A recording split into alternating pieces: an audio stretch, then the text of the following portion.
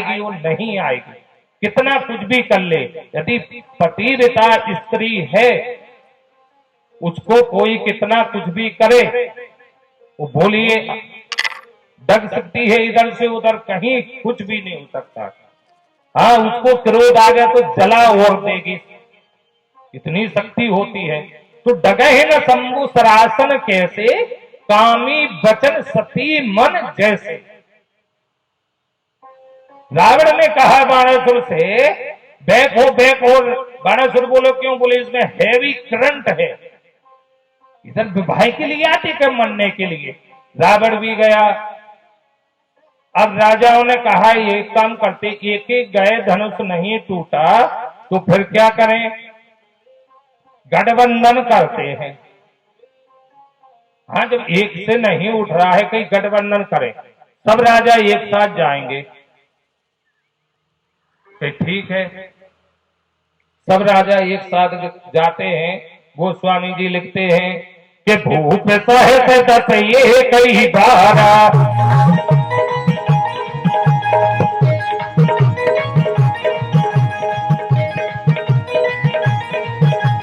भूप सहत दस ये कई बारा, भूप सहत दस ये कई बारा, लगे उठा बन रहे नटारा।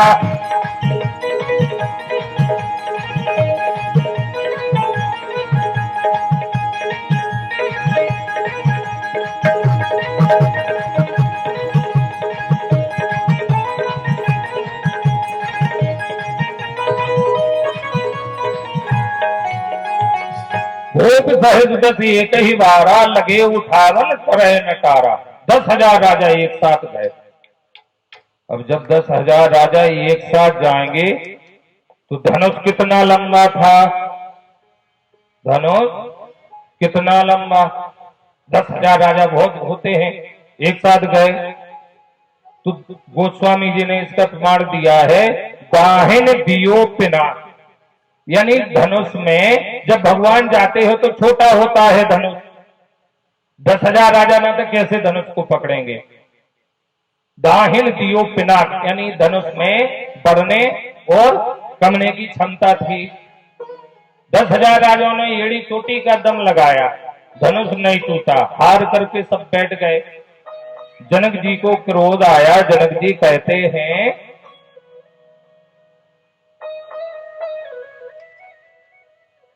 कि आप लोग अब इधर काय के लिए बैठे हैं? अब खूब जन्मा के भटमानी, वीर विहीन मही में जानी। हे राजाओं, कान खोल करके सुन लो, अब मुझे ऐसा ज्ञात हो गया है इस पृथ्वी पर कोई वीर नहीं है। अरे अब तुम जन्मा के भटमानी, अरे वीर विहीन मही में जानी।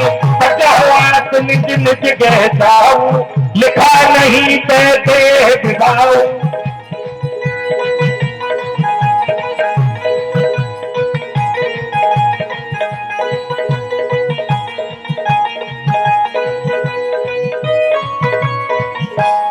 अब को जन्मा थे बटमानी, वीर विहीन मही में जानी। मुझे ऐसा ज्ञात हो रहा है इस पृथ्वी पर अब कोई वीर नहीं है। कै के लिए इधर बैठे हो? भागो इधर से।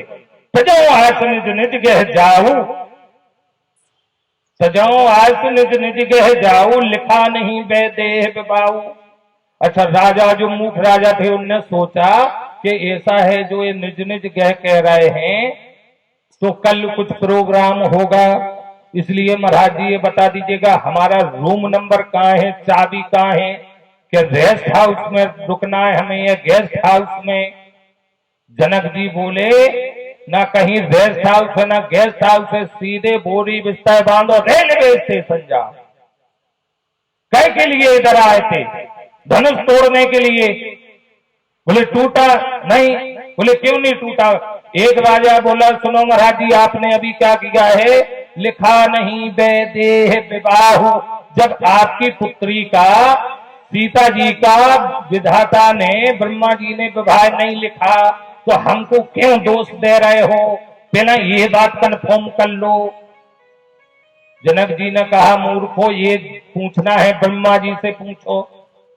अच्छा, भगवान के धनुष यज्ञ में इधर जनक जी ने सभी को बुलाया था। तो देवता भी मनुष्य का शरीर धर के आए थे, देवगणाएं भी सब स्त्रियों के माताएं बहनों का शरीर धारण करके आई थी, ब्रह्मा जी भी थे। उधर ब्रह्मा जी से राजा ने पूछा, क्यों ब्रह्मा जी ये बताओ, आपने सबका विवाह लिखा लेकिन वैदेही का, सीता जी का विवाह क्यों नहीं लिखा?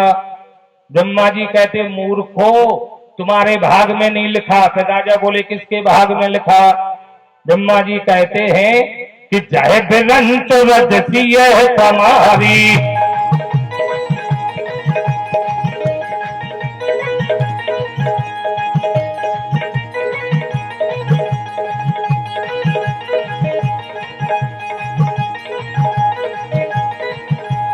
जय बिरंच रजसी समारी, मल बद बचो बिचारी।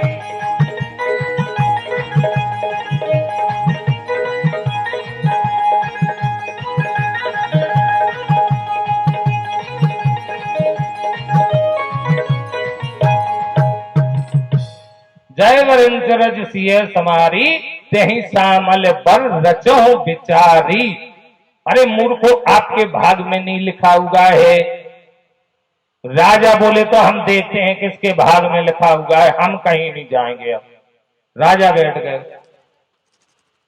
जनक जी ने कहा, अरे मूर्खो, पहले तुमको धनुष तोड़ने के लिए आप कितने गए? 10,000 गए। तो तुमको ये सोचना चाहिए था कि तुम दो कितने हो? 10,000। वो हमारी पुत्री एक है, सीता एक है। अच्छा ये बताओ, यदि 10,000 धनुष को तोड़ भी तुम देते तो विवाह हम किससे करते? जयमाला किसके गले में डलवाते? राजा बोले, महाराज तुम समझे नहीं। जनक जी बोले, तो तुम समझा दो। राजा बोले, हम 10,000 गए थे, धनुष टूट जाता। अच्छा धनुष टूट जाता कहीं, फिर बोले फिर हम अपनी अपनी तलवारें निकालते, अपनी अपनी तलवारें निकालते और युद्ध करते। आखिरी में तो एक ना एक जो बैठता वही व्यवहार कर लेता। बोलो ये राजा मूर्ख थे कि नहीं थे? जनक जी ने कही जाओ। राजा बोले नहीं जाएंगे, देखते हैं धनुष को कौन तोड़ता है। जौन तोड़ेगा हम उसको भी तोड़ेंगे, छोड़ेंगे नहीं। आज राजा बैठे। जनक जी ने जब कहा था कि अब को जन्मा के भट मानी, वीर विहीन मही में जानी। उधर एक वीर ऐसे बैठे थे जिनको जनक जी के वचन अच्छे नहीं लगे। कौन थे वो? लक्ष्मण जी। जैसी लक्ष्मण जी ने ये शब्द सुने तो सिंहासन से खड़े हो गए। वो कहते हैं, लखन जी सिंहासन से खड़े हो गए। गोस्वामी जी लिखते हैं कि मां के लखन कुटिल भई भोए,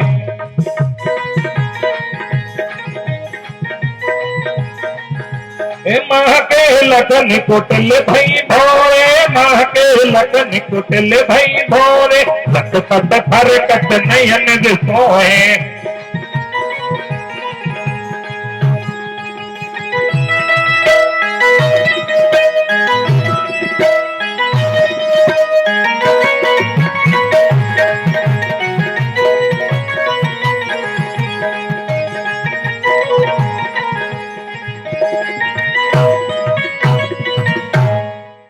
मां के लखन कुटिल भई भोरे, रत पट फरकत नयन सोहे। लखन जी सिंहासन से खड़े हो गए और भौएं टेढ़ी हो गई, आंखें लाल हो गई, चेहरा लाल पड़ गया, क्रोध से कांप रहे हैं लेकिन कुछ कह नहीं रहे हैं। देखिए संवाद जो मैं बोल रहा हूं, इस देश के कॉलोनी के जो भी सुन रहे हो उन नौजवानों के लिए बहुत अच्छा है। ध्यान से सुनिएगा। लखन जी क्या है? लक्ष्मण जी युवा अवस्था के हैं, खड़े हो गए हैं, नौजवान हैं, खड़े हो गए, क्रोध है, लाल आंखें हैं, भौएं टेढ़ी हो गई हैं, क्रोध से कांप रहे हैं, चेहरा लाल हो गया है लेकिन कह कुछ नहीं रहे हैं। हमारे आपके बीच में कहीं ऐसा कोई संवाद आ जाए कि उधर 150 बूढ़े बैठे हैं और एक आध दो पांच नौजवान हों, तो क्या वो बूढ़ों को बोलने देंगे क्या? अरे वो सब छोड़िए, घर की बात ले लीजिएगा।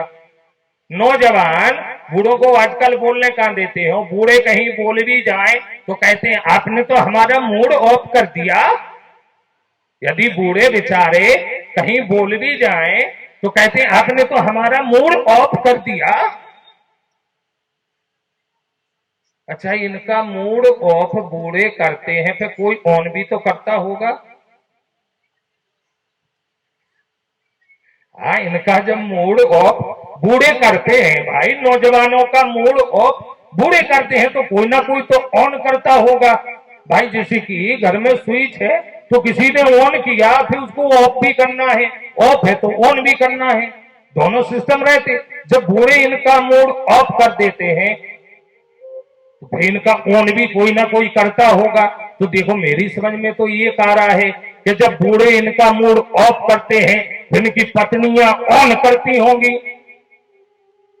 हाँ, कोई ना कोई ऑन ऑफ के लिए भी इनको लिए चाहिए। पत्नियां, देखिए आप लोग सब अच्छे हैं, कोई अन्यथा मत लीजिएगा, मैं अपने इधर की बात नहीं कर रहा हूं, मैं तो उधर तमिलनाडु की बात कर रहा हूं। आप लोग तो बड़े अच्छे संस्कारी हैं। अच्छा, माताएं बड़ी प्रसन्न हो रही हैं, अच्छी बात है। आपके इधर की बात नहीं है, वो तो तमिलनाडु की बात है। लखन जी खड़े हो गए हैं, आंखें लाल हो गई है, चेहरा लाल हो गया है, भौएं टेढ़ी हो गई, और फड़क रहे कुछ बोलने के लिए, क्रोध के मारे कांप रहे हैं, लेकिन बोल नहीं रहे हैं। क्यों नहीं बोल रहे? इसलिए नहीं बोल रहे कि बड़े भैया बैठे हुए हैं, बड़ों के सामने बिना आज्ञा लेकर के कैसे बोलूं। गुरु जी भी साथ में बैठे हुए हैं, गुरु की भी आज्ञा मिल जाए तभी बोला जाए। क्यों? हम छोटे हैं, बड़ों की आज्ञा लेकर के ही बोलना चाहिए। जनक जी के वचन तो उनको ऐसे लगे जैसे धनुष में से तीर निकला हो, वो लक्ष्मण जी के हृदय में उतर गया हो। लेकिन कह कुछ नहीं है, खड़े हैं, क्रोध बहुत है। अच्छा, भगवान भी कभी कौतुक देखते हैं? भगवान ने कहा लखन जी क्रोध में हैं, ओंठ फड़क रहे हैं, भौएं टेढ़ी हैं, लाल चेहरा है। भगवान भी कौतुक देखते। भगवान ने कहा कुछ बोलना चाहते हो लक्ष्मण? बोले हाँ भैया, आपकी आज्ञा मिल जाए तो 2 मिनट बोल लूं। आपकी आज्ञा मिल जाए तो 2 मिनट बोल लूं। भगवान ने कहा ज्यादा समय मिले, जल्दी बोल लेना। अब आज्ञा मिल गई। गोस्वामी जी ने प्रमाण दिया, कह न सकत रघुबीर डर, लगे वचन जन बाण। जनक जी के वचन तो उनको शब्द ऐसे लगे जैसे धनुष में से बाण निकला हो, वो लक्ष्मण जी के हृदय में उतर गया हो। लेकिन भगवान के डर के मारे नहीं बोल रहे थे। अब आज्ञा मिल गई। अब लक्ष्मण जी सिंहासन से नीचे उतरे। लक्ष्मण जी का पहला शब्द ये है कि रघुवंशन मैं ताहे कोई होई। जनक जी की तरफ देख करके कहते हैं लक्ष्मण जी, अरे रघुवंशन मैं जाए कोई होई, वो अरे विचार तो कहे न कोई। देखो लक्ष्मण जी को क्रोध था, क्रोध में बिल्कुल लाल हो रहे थे। तो जैसी आज्ञा मिली, पहले शब्द लखन जी का क्या है, लक्ष्मण जी का, अरे रघुवंशन माहे जाए कोई होई, वो अस विचार तो कहे न कोई, जनक कहीं ससु अनुचित बानी। जनक जी आपके जो बोले शब्द थे, लक्ष्मण जी कहते हैं महाराज जनक जी मुझे संभाल करके बात करिए, आप मुझे संभाल के बात करिएगा, आपके शब्द अच्छे नहीं हैं। जनक जी की तरफ देख करके वो लक्ष्मण जी कहते आपके जो शब्द हैं वो मुझे अच्छे नहीं लगे। सुनिए, वो आप एक धनुष की बात कहते हैं। जनक महाराज जी आप धनुष की बात कर रहे हैं, वो कंधु ब्रह्मांड उठाओ, कच्चे आप धनुष की बात कर रहे हैं महाराज जी, कंधु के ब्रह्मांड उठाओ, कच्चे ध्वज डारो भोरी। मैं धनुष की आप बात छोड़िए महाराज, पूरा ब्रह्मांड उठा करके फुटबॉल की तरह उछाल दूं, तो जितने पृथ्वी पहाड़ दिख रहे हैं इनको सबको मसल दूं, जल को थल कर दूं, थल को जल कर दूं, लाऊं उतार कर चांद सितारों को, सुरमे की तरह पीस डालूं, इस पृथ्वी और पहाड़ों को दौड़ करके लखन जी भगवान के पास गए। इधर जनक जी पे भी कह रहे थे, जाकर के लखन जी ने भगवान राम के चरण पकड़ लिए। तब पिताप महिमा भगवाना तो बापरो पिनाक पुराना। अरे महाराज, ये जनक जी इसकी बात कर रहे हैं, धनुष की। और लखन जी दौड़ करके धनुष के पास जाते हैं और कहते हैं, हे धनुष, तू क्या वीरता का प्रदर्शन कर रहा है? कमल लाल जिम चाप चढ़ावो। हे धनुष सुन, कमल लाल जिम चाप चढ़ावो, सो सत जन प्रमाण ले दावो, तोड़ू छत तक दंड जिमी। धनुष तुझे छत तक दंड की तरह तोड़ सकता हूं। अच्छा, एक चीज बताइए, जनक जी ने भी कहा था, आप लोग बताइए छत तक दंड क्या होता है? छत तक दंड कोई बड़ा पेड़ होता, क्या होता है? तोड़ू छत तक दंड जिमी। ये छत तक दंड है क्या? कोई बड़ा तो नहीं होता है भारी, फिर उसको खींचने के लिए क्रेन बुलाने पड़ती हो, फिर क्रेन आती हो उसको खींचती हो। छत तक दंड बरसात में खेत की मेड़ों पे कहीं होता है, उसे कहते हैं कुकर मुत्ता। कुकर मुत्ता को छत तक दंड कहते। अच्छा, वो कितना मजबूत होता है? इतना होता है कि जरा सी हवा चले तो उतनी क्षतिग्रस्त हो जाता है। लखन जी कहते हैं, हे धनुष, तू क्या वीरता का प्रदर्शन कर रहा है? तोड़ू छत तक दंड जिमी। धनुष तुझे हम छत तक दंड की तरह तोड़ सकते हैं। भगवान ने लखन जी से कहा, क्योंकि पृथ्वी कांपने लगी थी। लखन बच्चन सकोपते बोले, डगमगाए मही दिग्गज डोले। पृथ्वी कांपने लगी। एक राजा बोले, भाग ले, पूरा ब्रह्मांड फूट रहा है। दूसरा बोले, तू ब्रह्मांड से बाहर भाग जाएगा, तो बैठा ना चुपचाप। ब्रह्मांड फूटेगा, सब मरेंगे, तुम ही मरेगा। ब्रह्मांड से का तू बाहर भाग जाएगा। बैठ गया। पृथ्वी कांपने लगी, डोलने लगी। राजाओं की कुर्सी इधर की उधर हो गई। भगवान ने जैसी लखन जी को इशारा किया कि क्यों आप कह रहे थे हमको थोड़ा सा बोलने नहीं दीजिएगा, आप तो बहुत कुछ बोला है। तो लखन जी ने क्या किया, भगवान के चरण पकड़ लिए और कहते हैं, तो पिताप बलवा। आपकी मैं तो पिताप से कह रहा था, तो पिताप बलनाथ, मैं तो आपके बल से बोल रहा था। प्रभु बोलो, इस देश के नौजवान ने क्रोध किया। लक्ष्मण जी ने नौजवान की भूमिका में थे, क्रोध किया, लेकिन क्रोध पे कंट्रोल है कि नहीं? तो भगवान के पैर पकड़ लिए कि नहीं पकड़ लिए? कहने का मेरा तात्पर्य यह है कि नौजवान कहीं कुछ ऐसी बात आ जाए, आज्ञा लेकर के क्रोध करें, लेकिन क्रोध में कंट्रोल होना अति आवश्यक है। लक्ष्मण जी ने क्या किया हुआ है? भगवान के तो चरण पकड़ लिए। तो मैं आप अपने बल पे नहीं बोल रहा हूं, मैं आपके बल से बोल रहा था। तो आजकल क्या होता, कहीं नौजवान गलती कर दे, अरे नौजवानी है, नौजवानी में गलती हो जाती है। अरे मूर्खो, भगवान ने नौजवान गलती करने के लिए नहीं बनाई है। नौजवानी तो अच्छे सुंदर कार्य करने के लिए, देश की रक्षा करने के लिए, माताएं बहनों की रक्षा करने के लिए, सुंदर आप बूढ़ों से आज्ञा ले करके सुंदर कार्य करो, उसके लिए नौजवानी होती है। कोई गलत काम करने के लिए नौजवानी होती है क्या? लखन जी ने, नौजवान है, क्रोध आया है, अपनी बात रखी, लेकिन जैसी भगवान ने इशारा किया, लखन जी आए, भगवान के पैर पकड़ लिए। आपके बल से बोल रहा था मैं। अच्छा, लखन जी को जैसी भगवान ने बुलाया, लक्ष्मण जी आए, भगवान के बगल में बैठ गए। राजन की अच्छा तमाशा चला, छोटा हुआ उठा था, छोटा वाला राजकुमार उठा था, बोल करके बैठ गया। अब विश्वामित्र जी के तरफ जैसी राजा ऐसा बोल रहे थे, तो भगवान ने देखा। विश्वामित्र जी राम से कहते हैं,